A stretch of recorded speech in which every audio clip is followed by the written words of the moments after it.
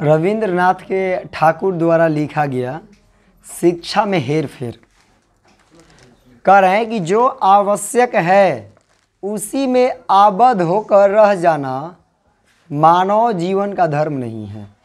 मतलब जितना आवश्यक है उतना ही करके रह जाना ये मानव जीवन का धर्म नहीं है।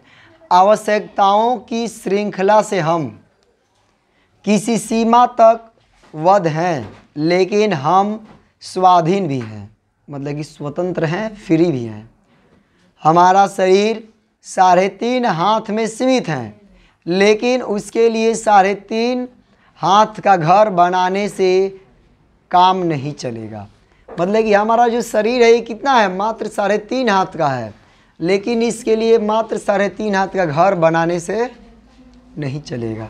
3.5 हाथ का घर बना के रह जाओगे, लेकिन हमारा जो शरीर है वो तो 3.5 हाथ का ही है। चलने फिरने के लिए यथेष्ट स्थान रखना जरूरी है, वरना हमारे स्वास्थ्य और आनंद दोनों में बाधा पड़ेगी। मतलब कि दोनों में रुकावट आएगी, दोनों में बाधा पड़ेगा। शिक्षा के विषय में भी यही बात लागू होती है। जो कम से कम जरूरी है वहीं तक शिक्षा को सीमित किया गया तो बच्चों के मन की वृद्धि नहीं हो सकेगी। मतलब कि शिक्षा को एकदम कम से कम जितना ज़रूरी है उतना ही तक अगर लागू किया जाएगा तो बच्चों की वृद्धि नहीं हो पाएगी। आवश्यक शिक्षा के साथ स्वाधीनता के पाठ को मिलाना होगा, अन्यथा बच्चे की चेतना का विकास नहीं होगा। आयु बढ़ने पर भी बुद्धि की दृष्टि से वह सदा बालक ही रहेगा। ऐसा नहीं देखा जाता है, उम्र बढ़ गया है, शरीर भी बढ़ गया है, लेकिन बुद्धि उसका भी बचपन वाला रहता है, यानी कि उसका बचपना उसके अंदर रह जाता है। बुद्धि कोई वयस्क बुद्धि नहीं हो पाता है। लेकिन दुर्भाग्य से हमारे पास समय की कमी होती है। हम चाहते हैं कि जितना शीघ्र हो सके विदेशी भाषा सीखकर इम्तहान पास करके काम में जुट जाएं। मतलब कि जल्दी जल्दी डिग्री ले लें और कोई ना कोई नौकरी में काम में क्या करें, हम जुट जाएं, यही लक्ष्य रहता है। इसलिए बचपन से ही हाँफते हाँफते दाएं बाएं न देखकर जल्दी जल्दी सबक याद करने के अलावा और कुछ करने का हमारे पास समय नहीं होता। मतलब कि इससे ज़्यादा समय नहीं रहता कि हम अपने जीवन के अनुभव को जी पाएँ। बच्चों के हाथ में यदि कोई मनोरंजन की पुस्तक दिखाई पड़ी तो वह फ़ौरन छीन ली जाती है। मतलब अगर कोई कहानी, ऐसा स्टोरी जो मनोरंजक है, अगर ऐसा पुस्तक हाथ में देखा जाए तो क्या कर लिया जाता है, फ़ौरन छीन लिया जाता है। ये क्या पढ़ रहा है, इससे तुमको कोनो ज़रूरत नहीं है। परिणाम स्वरूप हमारे बच्चों को व्याकरण, शब्दकोश, भूगोल के अतिरिक्त और कुछ नहीं मिलता। उनके भाग्य में अन्य पुस्तकें नहीं हैं। दूसरे देशों के बालक जिस आयु में अपने नए दांतों से बड़े आनंद के साथ गन्ना चबाते हैं, उसी आयु में हमारे बच्चे स्कूल की बेंच पर अपनी 2 दुबली पतली टांगों को हिलाते हुए मास्टर के बेंत हजम करते हैं, मतलब पिटाते हैं, और उसके साथ उन्हें कड़वी गालियों के अलावा दूसरा कोई मसाला भी नहीं मिलता है। मतलब जब देखो तो उसको कुछ ना कुछ उल्टा सीधा सुनने को ही मिल रहा है। इससे उनकी मानसिक पाचन शक्ति का ह्रास होता है। जिस तरह भारत की संतानों का शरीर उपयुक्त आहार और खेल कूद के अभाव से कमज़ोर रह जाता है, उसी तरह उनके मन का पकाशय भी अपरिणत रह जाता है। मतलब कि ठीक से परिणत नहीं हो पाता है। इससे उनकी मानसिक पाचन शक्ति ह्रासित हो गई ना। हमारी शिक्षा में बाल्यकाल से ही आनंद के लिए स्थान नहीं है। मतलब कि हमारी शिक्षा व्यवस्था जो है ये आरंभ से ही क्या है, आनंद की कोई जगह नहीं रहता है, स्थान नहीं रहता है। जो नितांत आवश्यक है उसी को हम कंठस्थ करते हैं। मतलब जो एकदम ज़रूरी है उसी को क्या करते हैं, कंठस्थ, सोचते हैं कि रट लें, इसके अलावा और कुछ नहीं है। इससे काम तो किसी न किसी तरह चल जाता है, लेकिन हमारा विकास नहीं होता। हवा से पेट नहीं भरता, पेट तो भोजन से ही भरता है, लेकिन भोजन को ठीक से हजम करने के लिए हवा आवश्यक है।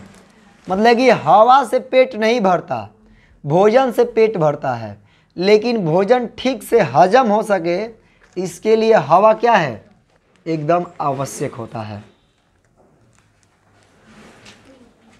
वैसे ही एक शिक्षा पुस्तक को अच्छी तरह पचाने के लिए बहुत सी पाठ्य सामग्री की सहायता जरूरी है। आनंद के साथ पढ़ते रहने से पठन शक्ति भी अलक्षित रूप से बढ़ती है। सहज स्वाभाविक नियम से ग्रहण शक्ति, धारणा शक्ति और चिंता शक्ति भी सबल होती है। मतलब ये तीनों जो शक्तियाँ हैं वो बढ़ पाती हैं, वृद्धि हो पाती है। लेकिन मानसिक शक्ति का ह्रास करने वाली इस निरानंद शिक्षा से हमें कैसे छुटकारा मिलेगा, कुछ समझ में नहीं आता। अंग्रेजी विदेशी भाषा है। अंग्रेजी कैसी भाषा है? अंग्रेजी विदेशी भाषा है। शब्द विन्यास और पद विन्यास की दृष्टि से हमारी भाषा के साथ उसका कोई सामंजस्य नहीं है। भाव पक्ष और विषय प्रसंग भी विदेशी होते हैं। मतलब कि जो विदेशी भाषा है उसका भाव भी क्या होता है, विदेशी होता है। शुरू से आखिर तक सभी अपरिचित चीज़ें हैं, इसलिए धारणा उत्पन्न होने से पहले ही हम रटना आरंभ कर देते हैं। फल वही होता है जो बिना चबाया अन्न निगलने से होता है। शायद बच्चों की किसी रीडर में हाई मेकिंग का वर्णन है। मतलब किसी पढ़ने वाली चीज़ में क्या है, हाई मेकिंग का वर्णन है। अंग्रेज बालकों के लिए यह एक सुपरिचित चीज़ है और उन्हें इस वर्णन से आनंद मिलता है। मतलब कि उनको खुशी भी मिलता है कि अरे हाई मेकिंग, हम ये चीज़ पढ़ रहे हैं टॉपिक को। स्नोबॉल से खेलते हुए चार्ली का कैची से कैसे झगड़ा हुआ, यह भी अंग्रेज बच्चों के लिए कुतूहलजनक घटना है। लेकिन हमारे बच्चे जब विदेशी भाषा में यह सब पढ़ते हैं तब उनके मन में कोई स्मृति जागृत नहीं होती, उनके सामने कोई चित्र प्रस्तुत नहीं होता। अंधभाव से उनका मन अर्थ को टटोलता रह जाता है। मतलब कि पढ़ने के बाद अंग्रेजी कुछ समझ में नहीं आता है, कोई चीज़ मन में चित्र नहीं बन पाता है। लेकिन वही जब अंग्रेज बच्चे पढ़ते हैं तो उनके मन में अलग भाव रहता है, अलग भावनाएं, अलग चित्र बन पाता है। तो फिर बच्चों के भाग्य में बाकी क्या रहा? ठीक है, नीचे के दर्जों को जो मास्टर पढ़ाते हैं, मतलब जो नीचे दर्जे के बच्चे हैं उनको जो मास्टर पढ़ाते हैं, उनमें कोई एंट्रेंस पास नहीं है। मतलब कोई एंट्रेंस पास है तो कोई एंट्रेंस फेल। अंग्रेजी भाषा, भाव, आचार, व्यवहार, साहित्य किसी से वे परिचित नहीं हैं और उन्हीं के हाथों हमारा अंग्रेजी के साथ प्रथम परिचय होता है। मतलब कि जो अंग्रेजी के न प्रोफेसर हैं न एंट्रेंस एग्ज़ाम पास किए हैं, उन्हीं के द्वारा हमें क्या होता है, अंग्रेजी का प्रारंभ होता है। वे न तो स्वदेशी भाषा अच्छी तरह जानते हैं न अंग्रेजी। उन्हें बस यही सुविधा है कि बच्चों को पढ़ाने की तुलना में उनका मन बहलाना बहुत आसान है। इस कार्य में वे पूरी तरह सफल होते हैं। मतलब कि मन को बहला के रखने में है, ये चीज़ पढ़ाई हो जाएगा, वो चीज़ पढ़ाई हो जाएगा, सब आता है। तो फिर बच्चों के भाग्य में क्या रहा? यदि वे केवल संस्कृत पढ़ते तो रामायण महाभारत पढ़ लेते। यदि कुछ भी न सीखते तो उन्हें खेल कूद के लिए अवकाश मिलता। पेड़ पर चढ़ते, पानी में डुबकियां लगाते, फूल तोड़ते, प्रकृति जननी को हजार शरारतों से तंग करते, पर उनका शरीर पुष्ट और मन प्रफुल्लित होता। उनकी बाल्य प्रकृति को तृप्ति मिलती। लेकिन अंग्रेजी पढ़ने के प्रयास में न वे सीखते हैं न खेलते हैं। प्रकृति के सत्य राज्य में प्रवेश करने के लिए उन्हें अवकाश ही नहीं मिलता। साहित्य के कल्पना राज्य का द्वार उनके लिए अवरुद्ध रह जाता है। मतलब कि जो रास्ता है वो खुल नहीं पाता है, फाटक बंद रहता है इनकी स्वतंत्रता के लिए। अपने घरों में नहीं देखे लो, खेलने को मौका दिया जाता है नहीं। यार जब देखो तो पढ़वे करो, याद कर लो, वो याद कर लो।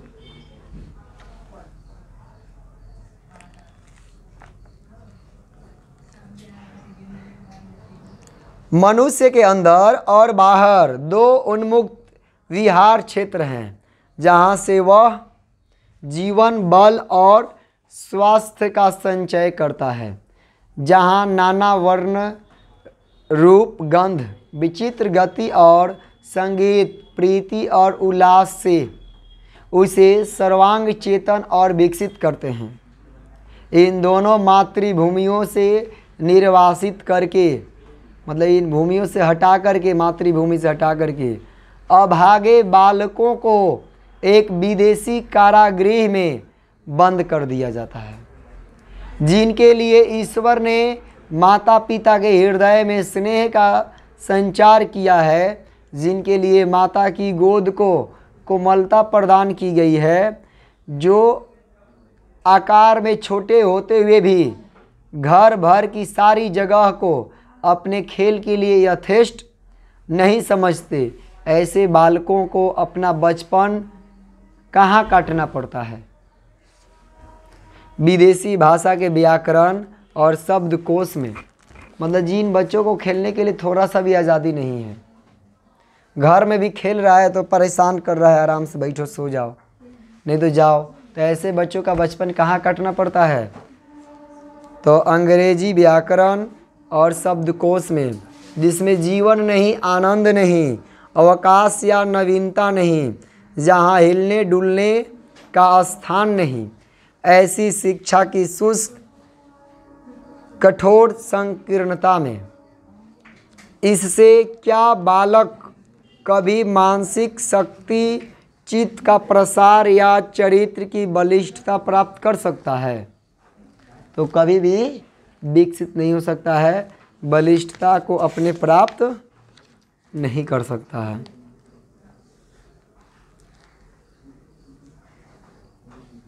क्या वह फीका, रक्तहीन, दुबला और अविकसित नहीं रहेगा? क्या वह बड़ा होने पर अपनी बुद्धि से कुछ निर्माण कर सकेगा और अपनी शक्ति से बाधाओं का अतिक्रमण कर सकेगा? अपनी स्वाभाविक तेज से मस्तक उन्नत कर सकेगा? तो नहीं, ऐसा कुछ भी वो नहीं कर सकेगा। क्या वह केवल रटना, नकल करना और दूसरों की गुलामी करना ही नहीं सीखेगा? तो यही ना सीखेगा, नकल करना सीखेगा, रटना सीखेगा, दूसरों की गुलामी करना सीखेगा। भाई ऑर्डर मानना है। चिंता शक्ति और कल्पना शक्ति दोनों जीवन यात्रा संपन्न करने के लिए आवश्यक हैं, इसमें संदेह नहीं। यदि हमें वास्तव में मनुष्य होना है तो इन दोनों को जीवन में स्थान देना होगा। इसलिए यदि बाल्यकाल से ही चिंतन और कल्पना पर ध्यान न दिया गया तो काम पड़ने पर उनका अभाव दुखदायी सिद्ध होगा। कैसन सिद्ध होगा? दुखदायी सिद्ध होगा। हमारी शिक्षा में पढ़ने की क्रिया के साथ साथ सोचने की क्रिया नहीं होती। मतलब पढ़ाई के साथ साथ सोचने की क्रिया होती है। जैसे डिफिनीशन लिखवा दिया गया, इतना ही याद करके आना है। तुम आगे इसके कुछ सोच सकते हो, सोचते हो नहीं, बोला जाता है इतना ही याद करना है। लेकिन कैसा होना चाहिए, बोलना चाहिए कि अब अपने से एक अलग डिफिनीशन तुमको बना के लेके आना है, तब जा कर के तुम अपने दिमाग को जोड़ दोगे और कुछ सोच पाओगे। लेकिन ऐसी परिस्थिति हमारे सामने नहीं आता है।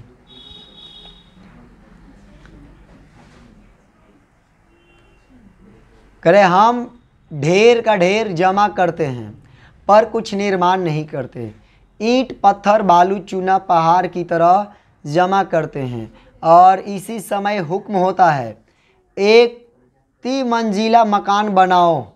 उपकरणों का स्तूप खड़ा हो जाता है जिसका इमारत के आकार से थोड़ा बहुत सादृश्य होता है, लेकिन क्या इसे कोई अट्टालिका कहेगा?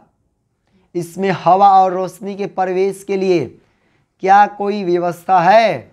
मनुष्य के अस्थायी आवास के लिए यहाँ आश्रय मिल सकता है।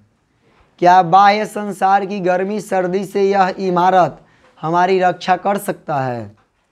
इसमें कोई क्रमबद्धता, कोई सौंदर्य, कोई सुषमा भी है? ये सभी प्रश्न हैं। इसके बाद फिर कल पढ़ोगे तो ख़त्म हो जाएगा।